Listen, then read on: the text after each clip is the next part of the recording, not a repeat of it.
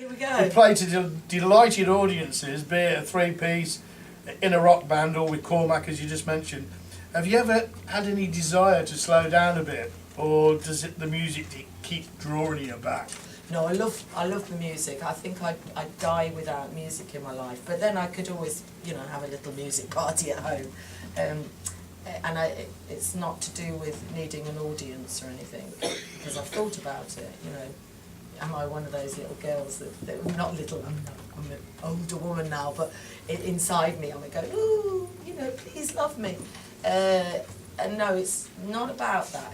I really do love singing, and I do love the fact that I know that I was given some kind of bit of a gift for making people feel things, and the hint to me in life was actually that song Will You. This is the best example, because when I wrote everything else for Breaking Glass, Will You was an afterthought. Like I said, it came from another song. I thought, oh yeah, we'll shove that one in. And then I wrote it and then forgot about it, let the film have it. And then I was doing a gig supporting Iggy Pop, and David Bowie had told me he might come to see my gig, and I'm so excited. And I was doing 2 nights supporting Iggy Pop. And the first night, and Iggy Pop has these fans that love him.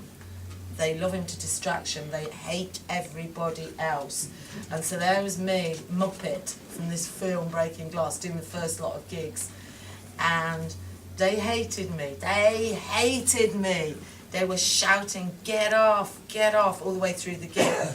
And at the end of the night, I can remember getting petrol and thinking, do you know something? If they hate me like that, I'm obviously, shouldn't be doing this. I'm kidding myself, and I'm gonna just not bother singing, and I'll try and go to Hollywood or something like that, do the acting. But I had one more night of supporting Iggy Pop, so I get to the thing the next night, and I've decided if they hate me the same amount tonight, I'm going to at least do my slow song, Will You? Because I never used to do it because I felt too embarrassed, that it was too intimate, to do with me, too hidden. And so it was the same old malarkey. They're all going, get off, shit, stupid woman. And then I turned around to the band and I said, well, let's do Will You then, because I thought this is the last time I'm ever going to sing, and at least I'm going to have the experience of singing this particular song. And as I sang it, I looked at the people, and it was a very interesting epiphany that I had, and I'll always take it till my dying day, that I underestimated, or I continue to underestimate all audiences, because I forget that we are all human beings and we're all made up of the same components, the ability to share, to feel, to be touched and to touch.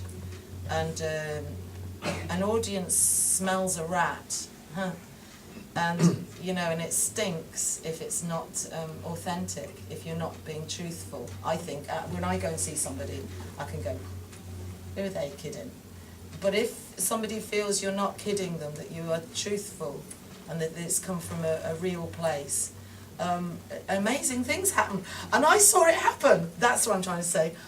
This audience changed during a song. They're all going hate, hate, hate. By the end of the song, they're all like, and they've changed, and they're going, we love you, lighting lighters and stuff. And that was a good experience. That was a good learning curve for me. So I try to remember that every time, because I always get scared. I think, oh God, I'm going to do this new song, or shall I try this? And then I do it, and it sort of works, because I think we're all ready to feel something with each other. That's kind of beings that we are, isn't it? Well, absolutely, yeah. And did the Thin White Duke turn up? Yes, he did. He did, and that was what the funniest part was, that we're in the middle of that song and the whole audience is suddenly going, and the sax solo starts playing, and then I was thinking, oh God, I don't know what to do, because we'd never sang the song before live. So I thought, well, I'll just sort of, I can remember sort of shuffling, because I didn't know what to do. My body was in the way, the sax solo was the focus, not me. So I sort of shuffled backwards, and as I did that, I looked to the side, and in the wings was David Bowie, and I went. I was so excited, as you do. Yeah. And really, I just thought, how exciting, because I used to read about things like that in, you know, music papers. Absolutely. That, you know, so and so turned up to some unknown person's gig, and I thought, what's happened to me? This is brilliant. Yeah. And you had a chat, obviously, afterwards. Yeah, I had a chat, and I can't remember what we chatted about though. I can't remember.